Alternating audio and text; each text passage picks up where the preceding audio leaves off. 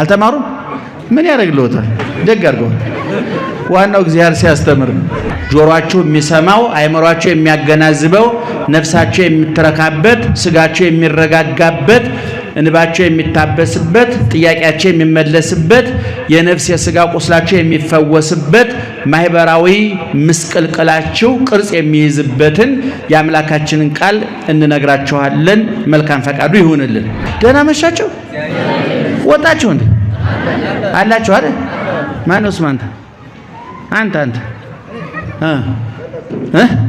በለጠ ሰላም ነህ ስንት አመት ነው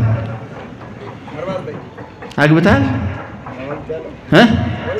ወልጃለሁ እግዚአብሔር ይመስገን 49 አልከው ማግባትን ተማምነ ነው እንጂ ባታገባ 25 አመት ነበር የምትለው ደህና መሻችሁ በደንብ ስሙኝ ምክንያቱም እኔ እንደዚህ የምናሳስቃችሁ አንዳንዱ ሰው እኛ እያስተማረ ቤቱ ሄዶ ቡና የሚያፈላል እሱ ኪዶቃ የሚደረድራል ይገርማ እዚህ ቁጭ ብሎ ሱቁን ከፍቶ ነገ ያጫማ ይሸጥ ይሆን ያሸሚዝ ይሸጥ ይሆን የሚላል ወጥረን የምንይዛቸው ወደ ቤት እንዳትሄዱ ልጓም ለማስገባት ነው ደህና መሻችሁ በጣም ውብ ፍጥረቶች ነው ምእመናን በጣም ውብ እኔ ለራሴ በዓለም ላይ አንደኛ ቆንጆ ማን ነው ብላችሁ ብትጠይቁኝ ይሸጡ አለማየሁ እኔ ነኝ ምክንያቱም በውስጤ ደምግባቴ ማን ነው ክርስቶስ ስለሆነ አቡነ ዘበሰማያት ምን እያልን እንጸልያለን አባታችን ጠቅላይ ሚኒስትሩ አይደሉም የአሜሪካው ፕሬዝዳንት አይደለም የቻይናው ፕሬዝዳንት አይደለም አባታችን ቀራንዮ ላይ የነገሰው አሁን በሰማይ ነግሶ ያለው ኢየሱስ ክርስቶስ ነው እናንተ ለምሳሌ ልጅ ወልዳችሁ ስም አውጣልኝ የምትጠሩትን ጎረቤታችሁን ነው አሁን በዚህ ዘመን ደግሞ ለስም በጣም ትልቅ ጦርነት አለ ይገርማችኋል አሁን ብዙ ሰው ሲወልድ እንደው ከዳይፐር ይልቅ እያሳሰበው የመጣው ስም ነው ምን ጦርን ፈተና እንደሆነብን አላቅም አየለ ከበደ ብሎ ማውጣት ልጁ የሚገርማችሁ ገብርኤል ይባላል ስሙ ግን ቀሳፊ ነው ልጁና ስሙ አይገናኝም ሀብታሙ ብለነ እኔ ቢጤ ይሆናል ይገርማችኋል ንጉሱ ብለነ የዘበኛ ሊሆን ይችላል መድኃኒት ብለነ በሽተኛ ልትሆን ትችላለና አንደው ስማችን ስራችን አይገናኝም አዳም ለፍጥረታቱ ስም አውጣ ብሎ ማን መደበው እግዚአብሔር ለምን ስም የሚያወጣለት በመጽሐፍ ቋንቋ ለአንድ ነገር ስም ማውጣት የዛ ነገር የባለቤትነት ማረጋገጫ ነው አንናገርም ክፉዎች ተመሳሳይ አይዟቸው እኛም የኔ ስፒከር ይጀ መቆሜ ነው እንጂ ተመሳሳይ አይዟቸው አሁን ቁጭ ብለን ብናወራ ይገርም እንግባባለን ምክንያቱም ሁላችን ሌቦች ስለሆን መመካከር እንችላለን የተለየ ጽድቅ ስለሌለ ሌባ ለሌባ ቢዋይ ችግር የለበትም እና ጉድ እያለ ያኛው ሁለተኛው ሲወጣ ይሄውልህ እኔም ጉምድ እኔም እንዳንተኩኛለሁ አያችሁ ሰይጣን አዳምና ሔዋን እንዲህ ያደርጋቸው አምላክነትን እሱ ሞክሮ አልተሳካለትም መፈንቅለ አምላክ ለማድረግ ሞክሮ አልተሳካም አዳምና ሔዋንም እንደኔው ሞክረው ይውደቁና አብረን እንክሰር አብረን እንጥፋ ብሎ ነው ያደርጋቸው እስኪ ለምሳሌ አንድ ሰው ዝሙት የሚፈጽምበትን አካል ታውቁታላችሁ አይደል ቤተሰብ አታውቁትም እገሌ ዝሙት ፈጸመ ሲባል በየትኛው አካል እንደሆነ ታውቃላችሁ አይደል ግን ሌሎች የስሜት ሕዋሳት አስተዋጽኦ የላቸውም ለምሳሌ አንተ አንድ ሴት ብትቀጥር በስልክ ነው የምትቀጣት አይደለም ቁጥሩን የሚያየው ማን ነው ንገሩኝ እሺ ቁጥሩን የሚነካው ማን ነው እሺ መጥራት አለ መጥራት የሚያረጋግጠው ማን ነው ሲነሳ ተነስቷል ብሎ የሚያነጋግረው ማን ነው አቤት ምላስ ቀጠሮ ቦታ ይዝና ወደ ቀጠሮ ቦታ የሚሄደው ማን ነው በር የሚከፍተው ማን ነው አሁን ከስሜት ሕዋሳት የቀራለ አሁን ያኛው አካል መጨረሻ ላይ የፊርማ ጉዳይ ነው በቃ አንዳንድ ክፉ ሰው የሚያረቀው ወረቀት አለ ይረቀቅና ባለስልጣኑ መጨረሻ ነው ፊርማ የሚያስቀምጠው እኮ ክፉዎች አሉ አርቀቀው እዚች ላይ እስቲ ይፈርሙባት የሚባል ሰው አለ ለዚህ ነው ኢየሱስ ክርስቶስ ያየ አመነዘረ አይንህን ጠብቅ ያዳምና የሔዋን ኑሮ ምን ያህል በገነት ያስቀናን እንደነበረ የምታዩት ጧት እየመጣ አዳም ደህና አደርክ የሚለው ጎረቤት አይደለም ማን መሰላችሁ እግዚአብሔር አንዳንድ ጊዜ በቤተ ክርስቲያንም እንደው አለ እኮ አንዳንድ ቦታ ካላመሰገናችሁ ጳጳሳቱ ይከፋቸዋል ደስ ይላቸው እኛም እንዳቅማችን እናንተም እንዳቅማችሁ አሁን እናንተ ምእመናን ሌቦች ናችሁ ብላችሁን ታዳምጡኛላችሁ ሌቦች ነን ግን መባል አንፈልግም አይደል የለም ቅዱሳን ደጋጎች የዋሆች ስንላቸው ደስ ይላቸዋል ግን ህሊናቸውና እግዚአብሔር ብሎናቸው እንደሆነ ማረጋገጥ አለባቸው። ሁለት ነገሮች አይደገሙ ምትክ የላቸውም። አንድ እግዚአብሔር፣ ሁለት ድንግል ማርያም። ጻድቃን ይተካሉ፣ ሰማዕታት ይተካሉ። እህቴ አንቺ ሰንፈሽ ነው እንጂ እኮ አርሴማ ልተካት ትችያለሽ። እኔ ሰንፌ ነው እንጂ ጊዮርጊስ ልተካው እችላለሁ፣ ተክለ ሃይማኖት ልተካ እችላለሁ። መንገዱ በሩ ክፍት ነው፣ አያዳላም እግዚአብሔር። የጊዮርጊስ አምላክ የኔ አምላክ ነው፣ የአርሴማ አምላክ ያንቺ አምላክ ነው። አርሴማ እንዳንቺ ሴት ነበረች፣ ጊዮርጊስ እንደኔው ወንድ ነበረ። አርሴማ እንዳንቺ ሰው ነበረች፣ ጊዮርጊስ እንደኔ ሰው ነበረ። እሷ ሩጣ አሸነፈች፣ እኔና አንቺ ሩጫ አቋርጠን ወጣን። ልዩነቱ ይሄ ነው። አሁን ይብራራላችሁ ለእናንተ። አንድ ሴት ድንግልናዋን አጣች ማለት ከወንድ ጋር ምን አደረገች ማለት ነው? ተኛች ማለት ነው አይደል? ለመጀመሪያ ጊዜ ተኛች ማለት ነው። ወንድም ድንግል አለው አይደል? እንደው መቼም ማየትም ምናምን ስለሌለው መከራ ሆኖ እንትን ነው እንጂ የወንድ ድንግል አለ የለም? እቴ የወንድ ድንግል አለ የለም? አለ የለም? አለ። ዮሐንስ ድንግል፣ ኤርሚያስ ድንግል ደናግል አሉ እንጂ እንዴ የሴት ድንግል ያው የታወቀ ነው። ሔዋን ይላል ሊቁ የሴትነት ድንግልናዋን እንደው የሚገርማቸው ሔዋን የሴትነት ድንግልናዋን ያጣችው ከገነት ከተባረረች በኋላ ነው። ምዕራፍ 4 ላይ ዋይመራ አዳም ለሔዋን አዳም ሔዋንን አወቃት ደረሰባት ብሎ ሩካቤ ሥጋ የፈጸሙት ከገነት ከተባረሩ በኋላ ድንግልናዋ የሄደው ዋናው የጆሮዋን ድንግልና የዓይኗን ድንግልና የእጇን የእግሯን የልቧን ድንግልና ያጣች በገነት ነው። ድንግል ማርያም ባትኖር እሺ ድንግል ማርያም እንደ ቃልህ ይደረግልኝ ብላ ባትቀበል የነገ ወዲያው አሁን ሳምንት የምናከብረው የክርስቶስ ልደት አልነበረም። ድንግል ማርያም እንደ ቃልህ ይደረግልኝ ባትል ኖሮ የጥምቀት በዓል አልነበረም።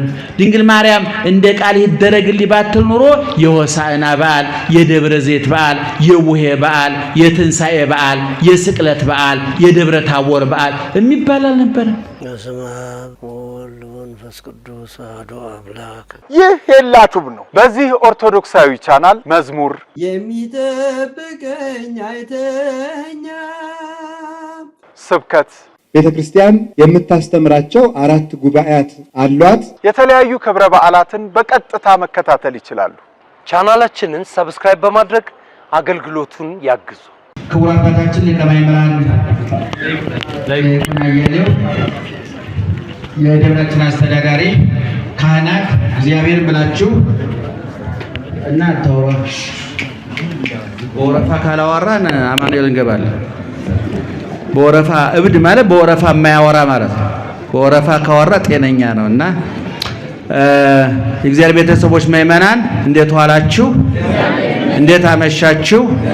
በየጊዜው በየቦታው በየምክንያቱ መስማት በምንችለው ልክ የሚነግረን መኖር በምንችለው መጠን የሚያስተምረን ትናንት ከኛ ጋር የነበረ አሁን ከኛ ጋር ያለ ለዘላለምም ከኛ ጋር እንደሚኖር አፋችንን ሞልተን የመሰከርንለት ልባችንን ሞልተን ያመንነው የአባቶቻችን አምላክ ልዑለ ባሕሪ እግዚአብሔር ክብርና ምስጋና ይግባው።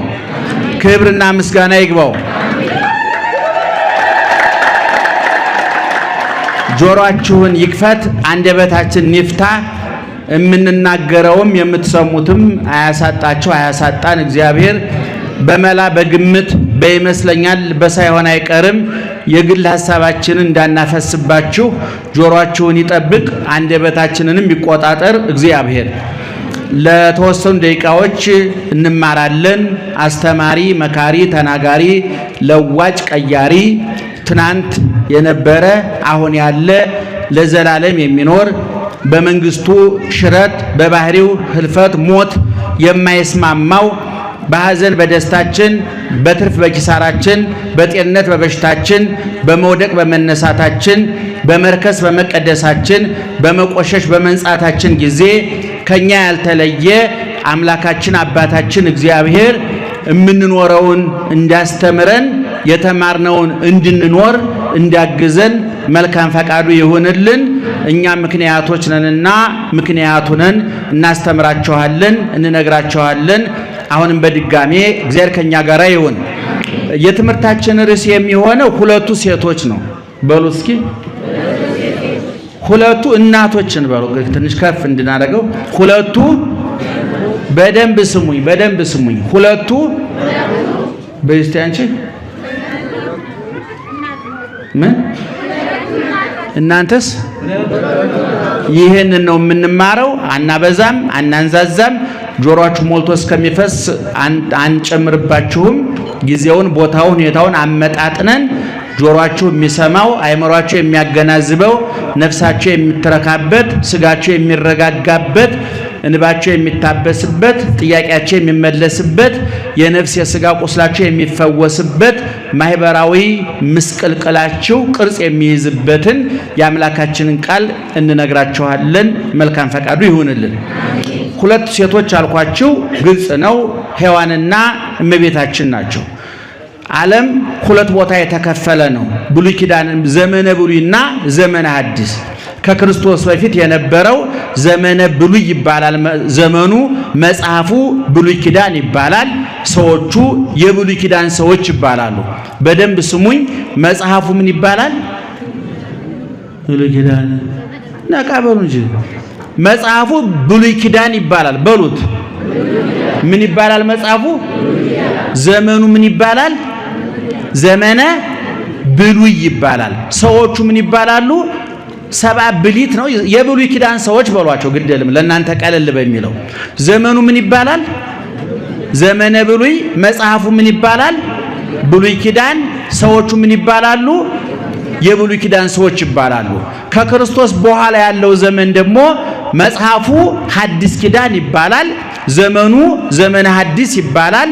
ሰዎቹ የሐዲስ ኪዳን ሰዎች እንባላለን። እነዚህ ሁለት መጻሕፍት የሁለት ሴቶች ውጤት ናቸው።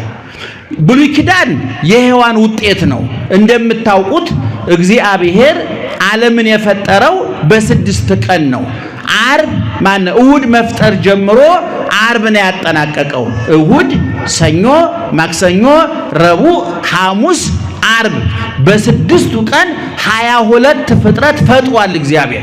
ይሄ 22 ፍጥረት ስንላቸው እጅግ በጣም ብዙውን አንድ እየጠቀለልን እኛ ለመማር ለማወቅ ለመረዳት ለመጠቀምም ለማመስገንም እንዲረዳን ሊቃውንት ጠቅለው 22 አሉት እንጂ በዝርዝር እያንዳንዱ ቢጻፍ ሰማይ ምድር ወረቀት ባህሩ ቀለም እንጨቱ ሁሉ እስክሪብቶ ቢሆን ዓለም በጠቅላላ የሰው ዘር ጸሐፊ ቢሆን ተተንትኖ ተብራርቶ አይታወቅም። ታውቃላችሁ ስለ ከዋክብት የተጻፉት ምርምሮች ስታጠኑ እያንዳንዱን ኮከብ መቁጠር ስላካታቸው ሳይንቲስቶቹ ብዙን በቢሊየን የሚቆጠረውን ኮከብ አንድ ላይ አድርገው ጋላክሲ ብለውታል። ጋላክሲ ማለት ደግሞ በብዙ ትሪሊየን የሚቆጠሩ ከዋክብት ክምችት ነው ተብሏል። ቁጥሩ አይታወቅም። ብዙውን አንድ ነው። ሳይንስም እየቆጠረ ያለው እኛም እየቆጠርን ያለ ነው። መጽሐፍ ቅዱስ ግን እንዲህ ይላል፣ ዘይሄልቆሙ ለከዋክብት በምልኦሙ፣ ከዋክብትን በሙሉ የሚቆጥራቸው መቁጠር ብቻ አይደለም። ወይጼውኦሙ ለኩሎሙ በበአስማቲሆሙ፣ ሁላቸውንም በየስማቸው የሚጠራቸው። ቅድም ነግሬያቸዋለሁ። አንድ ጋላክሲ ማለት እኮ በብዙ ቢሊየን ቁጥር ያላቸው ከዋክብት አንድ ላይ ተጠቅለው ሲጠሩ ነው አይደለም? የዓለም ሕዝብ ብዛት አሁን 7 ቢሊየን 8 ቢሊየን ነው። ስሙን አናውቀውም እውነቱን ለመናገር። እግዚአብሔር ግን ስሙን ብቻ ሳይሆን ጠባዩን፣ ልቡን፣ ማንነቱን ያውቀዋል። ያመረተ ፋብሪካ የቃውን ቁጥር ልክ እንደሚያውቀው ሁሉ እግዚአብሔር ሰውን የሰራው እግዚአብሔር ደግሞ ሰፍሮ ቆጥሮ ያውቀዋል። እግዚአብሔር ከዋክብትን በሙሉ መቁጠር ብቻ አይደለም፣ እያንዳንዳቸውን በስማቸው ይጠራቸዋል ይላል ቅዱስ ዳዊት በመዝሙር 146 ላይ እና ከዓርብ ጀምሮ እስከ ከእሑድ ጀምሮ እስከ ዓርብ ድረስ ዓለምን በብዙ መንገድ ከፈጠረ በኋላ በሶስት መንገድ ነው የፈጠረው እግዚአብሔር ዓለምን። አንድ በለይኩን ይሁን በማለት ይሁን ለይኩን ብርሃን ይሁን፣ ባህር ምድሪቱ ይሄን ታውጣ፣ ባህሩ ይሄን ታውጣ አውጭ ሲላት በመመሪያ ምድሪቱ አዝሪት፣ አትክልት፣ እጽዋትን እንድታወጣ ባህሩ አዞውን፣ አሳውን፣ ጉማሬውን እንዳወጣ ለይኩኑ ብርሃናት አበይት ውስተ ገጸ ሰማይ ከመያብሩ፣ በሰማይ ላይ ሶስቱ የብርሃን ምንጭ ሆኑት እንዲፈጠሩ ዘይአቢ ብርሃን ከመይምግሌ መዓልተ ታላቁ ብርሃን ፀሐይ ቀኑን እንዲገዛ ወዘይንስ ብርሃን ከመይምልክ ሌሊት ታናሹ ብርሃን ጨረቃ ሌሊቱን እንዲገዛ ወዘይበዙ ብዙዎቹ ከዋክብት ደግሞ የሰማይ ፈርጥ ጌጥ ውበቱ ነው እንዳበሩ ፈጠረ እግዚአብሔር። ይሄ በትእዛዝ ነው በመናገር ነው። ሁለተኛ በነቢብ ነው በሐሌዮ አሁን በሐሌዮ ብርሃን ጨለማ እንዴት እንደተፈጠረ መላእክት እንዴት እንደተፈጠሩ ነፋስ እሳት ውሃ መሬት እንዴት እንደተፈጠሩ አይታወቅም። በዝምታ የቃና ዘገሊላውን ወይን በዝምታ ከውሃነት ወደ ወይንነት እንደቀየረው ዓለምንም ሲፈጥር በዝምታ የፈጠራቸዋል። በአርምሞ ይባላል። ደህና መሻችሁ ወጣችሁ እንዴ አላችሁ አይደል? ማነውስ አንተ በለጠ ሰላም ነህ? ስንት ዓመት ነው? አግብተሃል? ወልጃለሁ። እግዚአብሔር ይመስገን። 49 አልከው ማግባትን ተማምነ ነው እንጂ ባታገባ 25 ዓመት ነበር የምትለው። ደህና መሻችሁ። በደንብ ስሙኝ። ምክንያቱም እኔ እንደዚህ የምናሳስቃችሁ አንዳንዱ ሰው እኛ እያስተማረ ቤቱ ሄዶ ቡና የሚያፈላል እሱ ኪዶ ዕቃ የሚደረድራል። ይገርማል። እዚህ ቁጭ ብሎ ሱቁን ከፍቶ ነገ ያ ጫማ ይሸጥ ይሆን ያ ሸሚዝ ይሸጥ ይሆን የሚላል። ወጥረን የምንይዛችሁ ወደ ቤት እንዳትሄዱ ልጓም ለማስገባት ነው። ደህና መሻችሁ። ስለዚህ እግዚአብሔር በሶስት መንገድ ዓለምን ፈጠረ። አንድ በነቢብ በትእዛዝ በመናገር፣ ሁለት በአርምሞ በዝምታ፣ ሶስት የመጨረሻውን ፍጥረት 22ኛውን ፍጥረት ደግሞ ይላሉ አባቶቻችን በገቢር በተግባር ወገብሮ ለእጓለ እመሕያው እመሬተ ምድር የሰው ልጅ ከምድር አፈር አበጀው ይላል። ከምን አበጀው? ከምድር አፈር አበጀው። እንዳውም ሊቁ ሌሎቹን ፍጥረታት ሲፈጥር እግዚአብሔር መልካም ጥሩ ነው እያለ ካለፈ በኋላ ሰውን ሲፈጥር ዘፍጥረት ምዕራፍ 1 ቁጥር 26 ላይ ወርየ እግዚአብሔር ከመ ጥቀ ሰናይ ሰውን ሲፈጥር እጅግ በጣም ጥሩ እንደሆነ አያለ። በትምህርት ቤት ታውቃላችሁ ጉድ ይባላል፣ ቬሪ ጉድ ይባላል። ቀጥሎስ አቤት ብዙ ጊዜ አቶ በለጠ ምን ነበር የሚያውጥር ሰው አልተማሩም? ምን ያደርግልዎታል? ደግ አድርገው። ዋናው እግዚአብሔር ሲያስተምር ነው። እና አሁን በጣም ጎበዝ ተማሪ የሚባለው ምን የሆነ ነው? በጣም ጥሩ ይባላል። ከዛስ በጣም ጥሩ፣ ከዛስ እጅግ በጣም ጥሩ ይባላል። እጅግ በጣም ጥሩ ይባላል። እግዚአብሔር ይገርማቸዋል። ፀሐዩን፣ ጨረቃውን፣ አዝሪቱን፣ አትክልቱን፣ እጽዋቱን፣ ወርቁን፣ ብሩን፣ አልማዙን፣ ፓፓየውን፣ ብርቱካኑን፣ ጤፉን፣ ስንዴውን፣ ባቄላውን፣ በጉን፣ ፍየሉን አጥየን ጠቅላላ የሆዱን ጣጣ ሲፈጥር በጣም ጥሩ ብሎ ለስለስ አድርጎ ነው ያለፈው። እኛን ሲፈጥር ግን ምን አለ? ወርየ እግዚአብሔር ከመ ጥቀ ሰናይ እጅግ በጣም ጥሩ ነው አለ እግዚአብሔር። በእኛ መፈጠር አልተደሰተም? ተደሰተ። በጣም ውብ ፍጥረቶች ነው ምእመናን፣ በጣም ውብ። እኔ ለራሴ በዓለም ላይ አንደኛ ቆንጆ ማን ነው ብላችሁ ብትጠይቁኝ እሸቱ አለማየሁ እኔ ነኝ። ምክንያቱም በውስጤ ደምግባቴ ማን ነው? ክርስቶስ ስለሆነ፣ ውበቴ ክርስቶስ ስለሆነ በእኔ ውስጥ የክርስቶስ ደም አለ፣ ቁስሉ አለ፣ ችንካሩ አለ፣ ፍቅሩ አለ። ያ ቀራኔው የወጣው እጆቹን ዘርግቶ የተቸነከረው በጅራፍ የተገረፈው በጦር የተወጋው ከሰማይ ወርዶ ከድንግል ተወልዶ በበረት ተጥሎ በጨርቅ ተጠቅሎ ተሰዶ ተርቦ ተጠምቶ ተገርፎ ተሰቅሎ ሙቶ ተገንዞ ተቀብሮ ተነስቶ አርጎ ዛሬ በሰማይ በአብ ቀኝ ያለው የኔ ጌታ ኢየሱስ ክርስቶስ በውስጤ ስላለ በዓለም ላይ አንደኛ ቆንጆ ክርስቲያኖች ናቸው። ውቦች እኛ ነን። ምናልባት የውበት መመዘኛው የኮከብ የመሰለ ዓይን፣ በረዶ የመሰለ ጥርስ፣ ዞማ ጸጉር፣ ይሄ የቁንጅና አወዳዳሪው ስጋዊ መመዘኛ ነው። የክርስቶስ መመዘኛ ሁሉን በጊዜው ምን አድርጎ ሰራው? አቤት ውብ አድርጎ ሰራው። ሁሉን በጊዜ ምን አድርጎ ሰራው? ውብ። አንተ ውብ ነህ፣ እኔ ውብ ነኝ፣ ሁላችን ውብ ነን። ይገርማችሁ። በማን ዓይን? እናትን ብትጠይቋት እንደ መጨረሻ እንደው መልክ የለውም ብሎ ሌላው ሰው ያገለለውን ልጅ እናቱን ብትጠይቋት በዓለም ላይ አንደኛ ቆንጆ ማን ነው? የእሷ ልጅ ነው። እኛ ደግሞ የማን ልጆች ነን? ወደ ወገኖቹ መጣ። ወገኖቹ አልተቀበሉትም። ለተቀበሉት በስሙ ላመኑት ግን የእግዚአብሔር ልጆች ሆኑ ዘንድ ምን ሰጣቸው? ስልጣን ሰጣቸው። አንትሙሰ ሶበ ትጼልዩ ከመዝ በሉ፣ እናንተ ግን ስትጸልዩ እንዲህ ብላችሁ ጸልዩ። ምን እያላችሁ? አቡነ ዘበሰማያት። ምን እያልን እንጸልያለን? አባታችን ጠቅላይ ሚኒስትሩ አይደሉም፣ የአሜሪካው ፕሬዝዳንት አይደለም፣ የቻይናው ፕሬዝዳንት አይደለም። አባታችን ቀራንዮ ላይ የነገሰው አሁን በሰማይ ነግሶ ያለው ኢየሱስ ክርስቶስ ነው። እኛ የዚህ የጌቶቹ ጌታ የነገስታቱ ንጉስ የኢየሱስ ክርስቶስ አልጋ ወራሾች ነን። ደስ አይልም? አልጋ ወራሾች። ስለዚህ እኛ ውቦች ነን። ስለዚህ ሊቃውንት ምን ይላሉ? አዳምን ሲፈጥር እግዚአብሔር ምን ያህል እንዳከበረው ለማሳየት በእጁ ጭቃ ይዞ ታይቷል ይላል። ሌሎቹን በመመሪያ ነው የፈጠራቸው። ቅድም እንዳልኳቸው በሐሌዮ በአርምሞና በነቢብ ነው የፈጠራቸው። ሰውን ሲፈጥረው ግን ቅድም እንዳልኳቸው በገቢር ነው የፈጠረው። ዓለም በሶስት ወገን ነው የተፈጠረው። በዝምታ በንግግርና በተግባር ነው የተፈጠረው። በአርምሞ በነቢብና በገቢር እንደው ግዙን ለመጠቀም ያለ እና ሌላውን ፍጥረት ፈጠረና መጨረሻ ላይ ማንን ፈጠረ? ሰውን ፈጠረ። ያ ሁሉ ፍጥረት ገዢ አስተዳዳሪ ተሾመለት። እግዚአብሔር ፈጣሪ ነው። ምክትል ፈጣሪ ደግሞ ሰው ነው።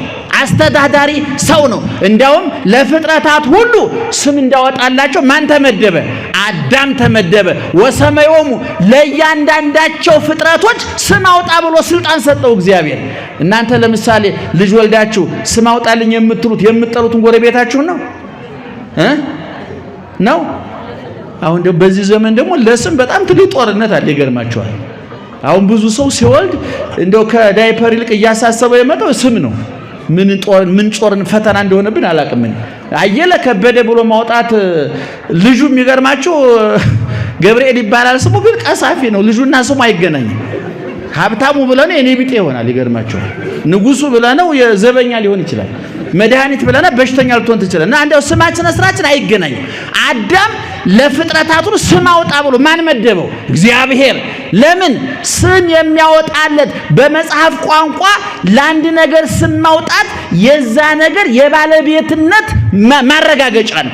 የፍጥረት ሁሉ ገዢ አስተዳዳሪ ነህና ስም አውጣላቸው። ናቡከደነጾር አናንያ፣ አዛርያ፣ ሚሳኤልን በቀደም የገብርኤልን በዓል አክብረናል አይደለም?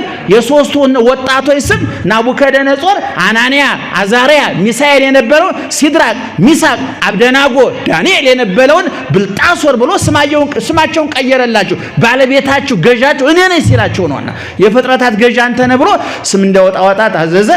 ቅድም እንደነገርኳችሁ ሰው የዛ ሁሉ ገዥ የዛ ሁሉ አስተዳዳሪ የበላይ ተደርጎ ተፈጠረ። ገነትን ያህል ቦታ፣ እግዚአብሔርን ያህል ጌታ፣ መላእክትን ያህል አጫዋች ጎረቤት ጓደኛ ሰጠው። ሁለቱ ባልና ሚስቶች በገነት ነግሰው ገነው ኖሩ ለ7 ዓመት። የአየር ብክለት የለ፣ የፖለቲካ ቀውስ የለ፣ የኢኮኖሚ ድቀት የለ፣ የቋንቋ ልዩነት የለ፣ ወሬኛ ጎረቤት፣ አስጨናቂ ባለስልጣን የሌለበት፣ መነገድ ማትረፍ፣ ጤንነት፣ በሽታ፣ መውደቅ፣ መነሳት የሌለበት የነጻነት፣ የፍትህ፣ የእፎይታ ዓለም ገነት እንዲኖሩ ተፈጠሩ። ማንና ማን? ኧረ ማንና ማን? ኧረ ማንና ማን? አዳምና ሔዋን። እኔ እንዴት እንደው ሊቁ ሲናገር ምን ይላል? አዳም ገነትን አጥቶ ያለቀሰው ለቅሶና እኛ አዳምን አጣን ብለን የምናለቅሰው ለቅሶ አንድ አይነት አይደለም ማለት። እኛ በመጻሕፍት አይን ነው ያየነው ገነትን በመረጃ ነው። አዳም ግን በገነት ምን ኑሮበታል፣ ያንገበግበዋል፣ ያቃጥለዋል። ከምን አይነት ደስታ፣ ከምን አይነት በረከት፣ ከምን አይነት እፎይታ፣ ጸጥታ፣ ሰላም እንደተለየ ስለሚያውቀው 100 ዓመት ሙሉ ሳያቋርጥ አለቀሰ ይላል መጽሐፋችን። እና ከዛ በኋላ እግዚአብሔር ገነትን ፈጥሮ ይችን የበለስ ፍሬ እንዳትበሉ ብሎ አዘዘ እግዚአብሔር። ልብ አድርጉ፣ የተትረፈረፈ የገነትን መዓዛ የገነትን አትክልት ሁሉ የሰጠ እግዚአብሔር አንዲት እዝግቢ የማትባል የበለስ ፍሬ ከለከለ። ምክንያቱም የገዥና የተገዥ የሰጭና የተቀባይ የበላይና የበታችነት የጌታና የሎሌ መለያ እንድትሆን ተብሎ ነው። የደስታችን ምንጭ ናት እና ያንን የበለስ ፍሬ ታውቁታላችሁ። እንግዲህ አዳም ሰይጣን ወደ ገነት መጥቶ እግዚአብሔር የሰጣቸውን መመሪያ ትክክለኛ መረጃ በማዛባት ሰይጣን ውሸት ነዛባቸው፣ የውሸት መረጃ ሰጣቸው።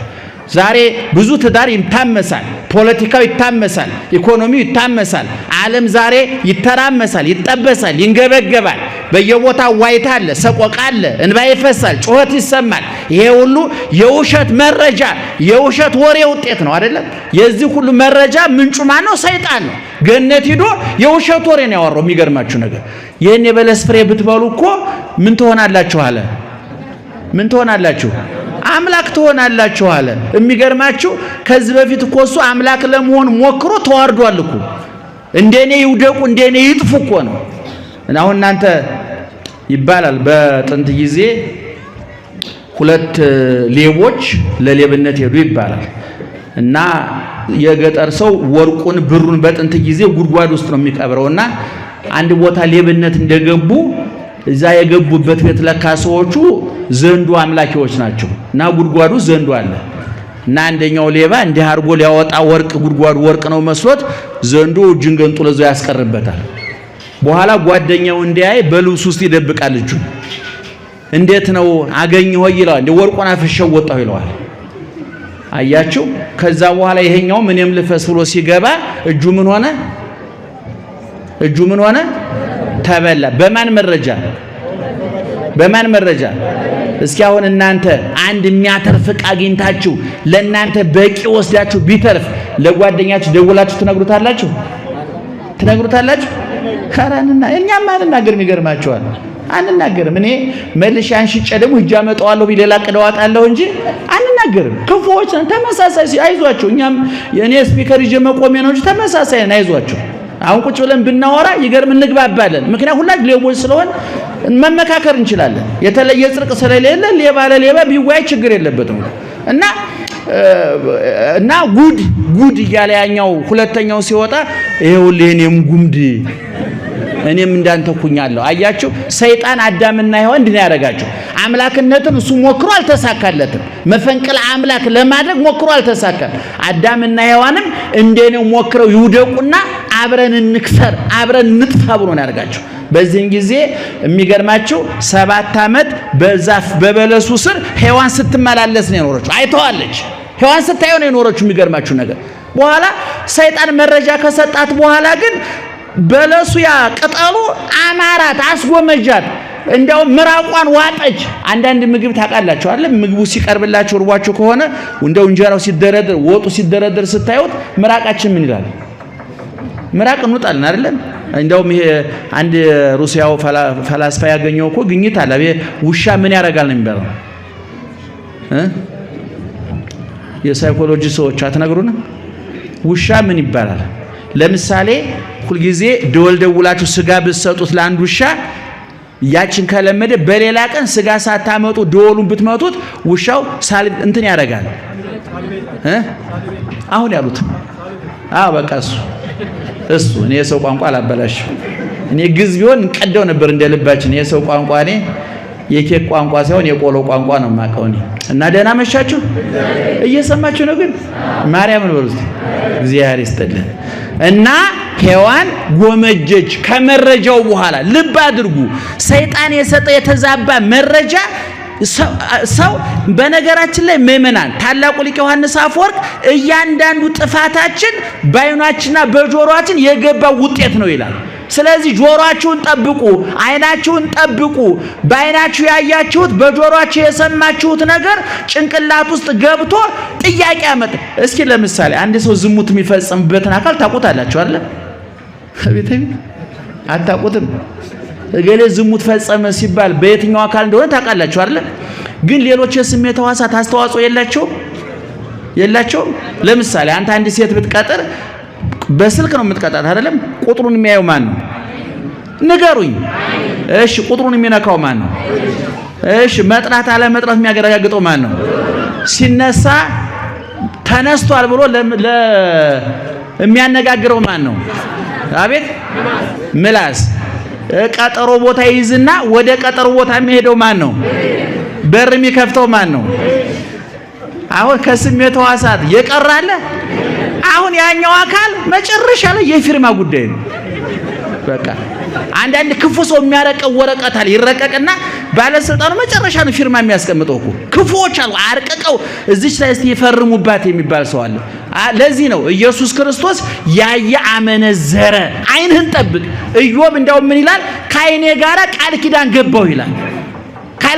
ከዓይናችሁ ጋር ቃል ኪዳን ግቡ። ምክንያቱም ሌሊት አልጋችሁ ላይ ሲያሰቃያችሁ የሚያድረው በዓይናችሁ የገባው መረጃ ነው፣ በጆሮአችሁ የገባው መረጃ ነው። አኡሩ አዕይንቲክሙ እለ በገሃድ ይላል ትምህርተ ዋት በሚባል በቤሳልች መጽሐፍ ላይ እነዚህ ውጫዊ አይኖቻችሁን አሳውሯቸው ይላል። እያወጣችሁ ጣሏቸው ማለት አይደለም፣ ክፉ እንዳያዩ አድርጓቸው። ጆሮአችሁን ጠብቁ። ዋጽሙ አይዛኒክሙ ጆሮአችሁን ጠብቁ። ኩክ ማውጫ ለጆሮ አለ አይደለም? የጆሮ ኩክ ማውጫው መጠበቂያ ነው። ዓይናችሁን ጠብቁ። አሁን ልብ አድርጉ። ሔዋን እኮ ያንን በለስ ስታዩ ሰንብታለች። ነገር ግን ሰይጣን መረጃ ከሰጣት በኋላ ቅጠሉ አማራት። ፍሬውን ስታይ ምራቋን ዋጠች፣ ጎመጀች። ለሷ በላችና ለባሏ አበላችው። ጸጋቸው ተገፈፈ። ብሉይ ኪዳን የመከራው ዘመን በዚች የመጀመሪያ እናታችን ሔዋን ሰይጣንን በመስማቷ አልጠግባይ በመሆኗ በትዕቢቷ በስግብግብነቷ የገነት በር ተዘጋ፣ የመከራ በር ተከፈተ። ዘመነ ብሉይ መከራ ተጀመረ። በማን ምክንያት? በማን ምክንያት? በሔዋን ምክንያት። ከዛን ጊዜ ጀምሮ እንግዲህ አዳም አለቀሰ፣ ጸጋው ተገፈፈ። ይገርማችኋል የአዳምና የሔዋን ኑሮ ምን ያህል በገነት ያስቀናን እንደነበረ የምታዩት። ጧት እየመጣ አዳም ደህና አደርክ የሚለው ጎረቤት አይደለም። ማን መሰላችሁ? እግዚአብሔር። እስኪ እንደው እናንተ ጧት እየመጣ እንኳን እግዚአብሔር እንደው ትንሽ ውዳሴ ማርያም የሚደግም ገብረ እግዚአብሔር እንኳን ሰላም ሲል ደስ አይልም እንዴ? እንኳን እግዚአብሔር ተገኝቶ እንደው ደህና ሰው እንደው ሳሊ ለነ ቅድስት የሚል ሰው ደህና አደራችሁ ላይ ደስ አይላችሁ?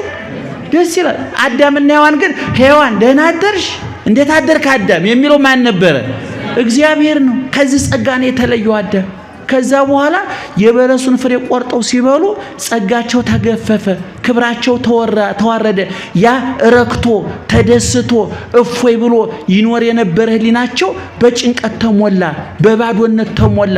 አየሩ አስፈራቸው፣ መሬቱ አስፈራቸው። ያ ይዝናኑበት የነበረው የገነት አስደሳች ቦታ እስር ቤት ሆነበት። ተሳቀቁ፣ ደነገጡ። የት ነው ያለው ብሎ መጣ። አሁንም እግዚአብሔር አውቋል የት እንዳለ። ጌታዬ እስመ ሰማይኩ ድምፀከ ወፈራይኩ ወታባይኩ ማእከለ ጽውያ ለገነት። ጌታዬ ድምፅህን ፈርቼ በገነት እንጨቶች ቁጥቋጦ መካከል ተወትፌአለሁ አለ። ተሳቀቀ። ከዛን ጊዜ ጀምሮ እንግዲህ አዳም ተዋረደ፣ ጸጋው ተገፈፈ፣ ከክብሩ ወጣ። ከእግዚአብሔር ልጅነቱ ተነቀለ፣ ከክህነት ቦታው ከርስቱ ተፈናቀለ፣ ጸጋው ተገፈፈ፣ ጎሰቆለ፣ መከራ ውስጥ ወደቀ። ከዛን ጊዜ ጀምሮ 5500 ዘመን ሲቆጠር መልአኩ ቅዱስ ገብርኤል ወደ ሁለተኛዋ እናታችን መጣ። የትምህርታችን ርዕስ ምንድነው? አቶ በለጠ ምንድነው ርዕሱ? ጎሽ አንቺስ ማን ነው ስምሽ? አንቺ ተናገሪ። ወለተ ትንሣኤ። የትምህርቱ ርዕስ ምንድነው? ሁለቱ ማንና ማን ናቸው? ሔዋንና ገነት በማን ምክንያት ተዘጋ? አቤት። እሺ ብሉይ ኪዳን በማን ተጀመረ? የመከራው ዘመን በማን ተጀመረ? የሁሉ ስቃይ ፈተና መከራ በማን አልጠግባይነት ተጀመረ? በሔዋን። አሁን ደግሞ ሁለተኛዋ እናታችን ማን መሰለቻችሁ? ድንግል ማርያም ናት። የሔዋን ታሪክ በብሉይ ኪዳን መጽሐፍ መጀመሪያ በኦሪት ዘፍጥረት ምዕራፍ 3 ላይ በሚገባ ተጽፏል። የድንግል ማርያም ታሪክ ደግሞ እጥር ምጥን ስብስብ ተደርጎ በሉቃስ ወንጌል ምዕራፍ 1 ከቁጥር 26 ጀምሮ ተጽፏል። እንግዲህ ቅድም እንደነገርኳችሁ የብሉይ ኪዳን የመከራው ዘመን መክፈቻ፣ የገነት መዘጊያ፣ የመከራው መጀመሪያ፣ የውድቀታችን መጀመሪያ፣ የጉስቁልታችን መጀመሪያ፣ የጸጋችን መገፈፍ መጀመሪያ፣ አሁን ለደረስንበት መከራ፣ ስቃይ፣ ስደት መነሻ የሆነችው ማናት ብያለሁ? ሔዋን። አሁን የሐዲስ ኪዳኗ ደግሞ እናታችን ድንግል ማርያም ናት። ቅድም ነግራችኋለሁ። የበለሱን ፍሬ እንድትበላ መረጃ ለሔዋን የሰጣት ማን ነው ብያችኋለሁ? ሰይጣን። ሰላም ለኪ ኦ ሔዋን ንግሥተ ሰማይ ወምድር፣ የምድር የሰማይ ንግሥት ሔዋን ሆይ ሰላም ነሽ ብሎ ሰላምታ ሲሰጣት ደስ ፈቃላት ይላሉ ኪዳነ ወልድ ክፍለ መዝገበ። ደስ ከልቧ ደስ ፈነቀላት። ደስታ ነው እንዴ? አንዳንድ ጊዜ በቤተ ክርስቲያንም እንደው አለ እኮ አንዳንድ ቦታ ካላመሰገናችሁ ጳጳሳቱ ይከፋቸዋል፣ ደስ ይላቸው። እኛም እንዳቅማችን እናንተም እንዳቅማችሁ። አሁን እናንተ ምእመናን ሌቦች ናችሁ ብላችሁ አሁን ታዳምጡኛላችሁ። ሌቦች ነን ግን መባል አንፈልግም አይደለ? የለም ቅዱሳን ደጋጎች የዋሆች ስንላቸው ደስ ይላቸዋል። ግን ህሊናችሁና እግዚአብሔር ብሎናችሁ እንደሆነ ማረጋገጥ አለባችሁ። እና መልአኩ ቅዱስ አሁን ቅድም ነገርኳችሁ ለሔዋን መረጃ የሰጣት ማን ነው? የምኑን ፍሬ እንድትበላ? የበለሱን ፍሬ በልታ ምን ገጠማት ብያችኋለሁ? የባሏም የሷም ጸጋቸው ክብራቸው ከገነት ከእግዚአብሔር የመከራው ዘመን ተጀመረ። የገነት በር የመከራው በር በማን ምክንያት? ማንን በመስማቷ? ሰይጣንን። አሁን ደግሞ ሁለተኛዋ እናታችን ደግሞ የድንግል ማርያምን ደግሞ እንመልከት። ወበሳድስ ወር ተፈነወ ገብርኤል መልአክ። በስድስተኛው ወር ገብርኤል የሚባለው መልአክ የገሊላ አውራጃ ወደምትወድ ወደ ናዝሬት ወደ አንዲት ሀብአቲ ድንግል ወደ አንዲት ድንግል ተላከ። ማን ነው የተላከው? ቅዱስ ገብርኤል። ወደ ማን? ወደ ድንግል ማርያም መጥቶ ምን አላት? ተፈስሒ ፍሥሕት እግዚአብሔር ምስሌኪ፣ አንቺ ደስ ይበልሽ እግዚአብሔር ካንቺ ጋራ ነው ብሎ ነገራት። እሷም እንዴት አይነት ሰላምታ ነው! አዲስ ቅድም ነግሬያቸዋለሁ። ሔዋንን ሰይጣን ሰላም ለኪ ስለ ምን ሆነሽ ያልኳችሁ ምን አላት? እንደው ዝም ስዕሉን ሳይሆን ፍንድቅድቅ ላይ የሳቀችው ጸጉሯን እየነሰነሰች ሁሉ የሳቀች መስለኝ ሔዋን። ምክንያቱም ቅርብ ናት። እንደው ለእንትን ለሰይጣን መረጃ ልቧንም ጆሮዋንም ከፋፍታ አስረክባለች። እና የሰይጣን ድንግል ማርያም ግን መልአኩ መጥቶ ትጸንሻለሽ፣ ትወልጃለሽ፣ የምትወልጂውም የእግዚአብሔር ልጅ ነው፣ ስሙንም ኢየሱስ ትይዋለሽ። እግዚአብሔር የዳዊት አባቱ የዳዊቱን ዙፋን ይሰጠዋል፣ ለያዕቆብ ቤት ይነግሳል፣ ለመንግስቱም ፍጻሜ የለውም ብሎ ነገራት። በጣም አስደናቂ ነገር ነው ምእመናን። ለድንግል ማርያም የመጣው የምስራች በሁለት ምክንያት አስደናቂ ነው። አንደኛ ድንግል ማርያም ተወልጃለሽ የተባለችው በድንግልና ነው። በድንግልና ከድንግል ማርያም በፊትም ሆነ በድንግል ማርያም ዘመን ያለ ድንግል ማርያም ከድንግል በኋላ እስከ ዕለተ ምጽአት በድንግልና የምትወልድ ሴት አለች? ስለዚህ ድንግል ማርያም የመጣላት የምስራች ከማስደሰት ይልቅ ወደ ምን ያጋደለ ነው? ወደ ማስደንገጥ ያጋደለ ነው። ትወልጃለሽ፣ ትጸንሻለሽ አላት። እንዴ እፎኑ ይከውነኒ እንዘ ኢየአምር ብእሴ፣ ወንድ ሳላውቅ እንዴት ይደረግልኛል? ቅድም ሔዋን የበለሱን ፍሬ ስትበሉ አምላክ ትሆናላችሁ ሲላት እንዴት ይሆናል አላለችም። ልክ ነው ብላ የበለሱን ፍሬ ቆረጠች። ሰይጣን ሲነግራት ድንግል ማርያምን የብርሃን መልአክ ቅዱስ ገብርኤልን እንኳን ምንድነው ያለችው? እንዴት ይሆንልኛል? ያመጣው ሁለት ተደርጎ የማያውቅ ካሁን በኋላም ሊደረግ የማይችል ሁለት ነገር ነው ይዘህ የመጣው። አንደኛ በድንግልና መውለድ፣ ሁለተኛ ደግሞ ሌላው አስጨናቂው አዲስ ሐሳብ ደግሞ ምንድነው? የሚወለደው ደግሞ ራሱ ማን ነው? እግዚአብሔር ነው። በደንብ ስሙ ይመናል። የመጀመሪያው ድንቅ ነገር ድንግል ማርያምን ያስደነገጣት ምንድነው? በምንድነው ትወልጃለሽ ያላት? አቤት በድንግልና። ሁለተኛ ይሄን አድንቃ በዚህ ተደንቃ ተገርማ ሳትጨርስ ደግሞ ከዚህ የባሰ አስጨናቂ ነገር ጨመረላት። የምትወልጂው ማንን ነው አለ? እግዚአብሔር ነው የምትወልጂው። በጣም ተአምር ነው ይሄ። ከዛ በፊት አልተደረገ። በሷ ጊዜ ከሷ ውጭ ማንም ሴት አላደረገችው፣ ከሷ በኋላም አይደረግም። እኔ ሁል ጊዜ በሚዲያም በመድረክም ተናግሬያለሁ። ሁለት ነገሮች አይደገሙ፣ ምትክ የላቸውም። አንድ እግዚአብሔር፣ ሁለት ድንግል ማርያም። ጻድቃን ይተካሉ፣ ሰማዕታት ይተካሉ። እህት ያንቺ ሰንፈሽ ነው እንጂ እኮ አርሴማ ልተካት ትችያለሽ። እኔ ሰንፌ ነው እንጂ ጊዮርጊስ ልተካው እችላለሁ፣ ተክለ ሃይማኖት ልተካ እችላለሁ። መንገዱ በሩ ክፍት ነው፣ አያዳላም እግዚአብሔር። የጊዮርጊስ አምላክ የኔ አምላክ ነው፣ የአርሴማ አምላክ ያንቺ አምላክ ነው። አርሴማ እንዳንቺ ሴት ነበረች፣ ጊዮርጊስ እንደኔው ወንድ ነበረ። አርሴማ እንዳንቺ ሰው ነበረች፣ ጊዮርጊስ እንደኔ ሰው ነበረ። እሷ ሩጣ አሸነፈች፣ እኔና አንቺ ሩጫ አቋርጠን ወጣን። ልዩነቱ ይሄ ነው። ድንግል ማርያምን ግን ዓለም 7 ቢሊየን እደግመዋለሁ 7-8 ቢሊየን የዓለም ሕዝብ ቢጨፈለቅ እንኳን ሙሉ አካሏን የፀጉሯን ዘለላ መተካት አይችልም። የማንን? ኧረ ጮክ በሉ። የማንን?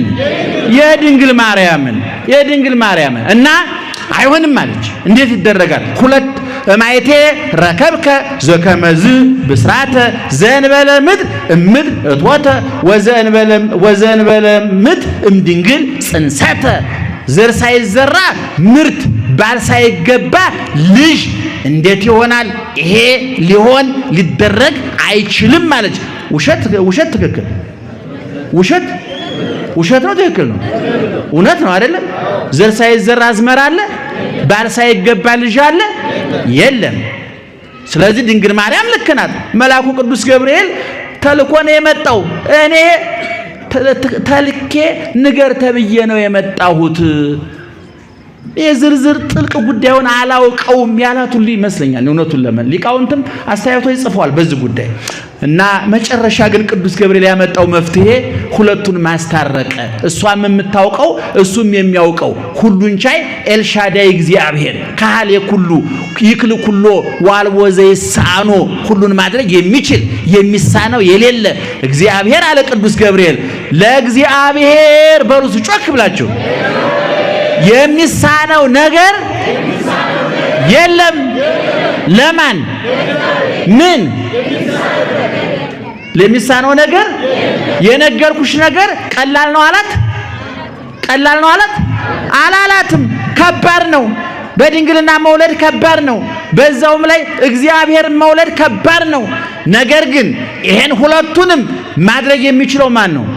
እግዚአብሔር ነው። በዚህ ጊዜ እናታችን ተረታች፣ ተሸነፈች።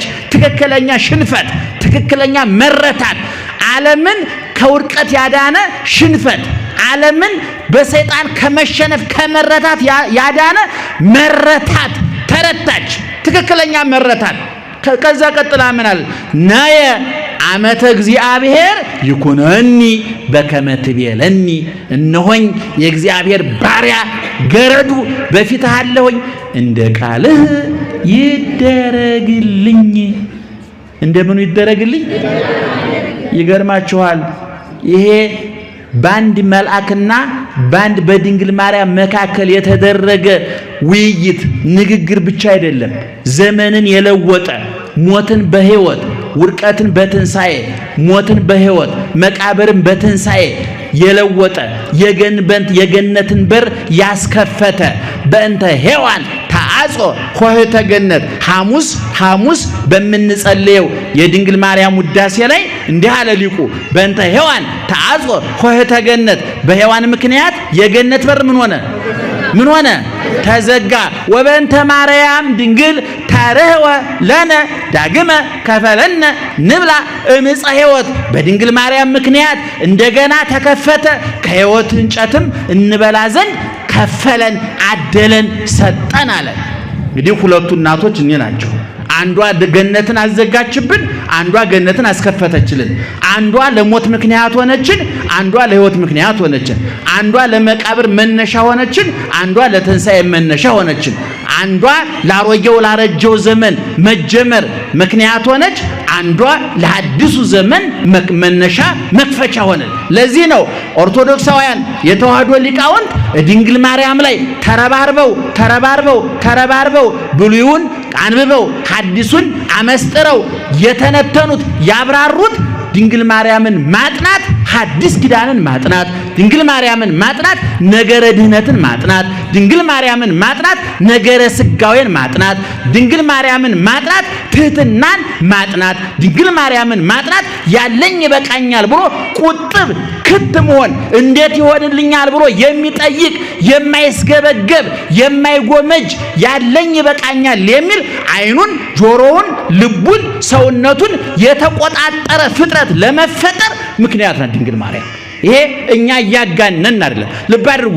ሔዋን አንድ ሊቅ ሲናገር በሃይማኖት አበው ምን ይላል? ሔዋን አንድ 5-6 ድንግልናዎቿን ሰው ድንግልናውን አጣ ማለት ነው። አሁን ይብራራላችሁ ለእናንተ። አንድ ሴት ድንግልናዋን አጣች ማለት ከወንድ ጋር ምን አደረገች ማለት ነው? ተኛች ማለት ነው አይደል? ለመጀመሪያ ጊዜ ተኛች ማለት ነው።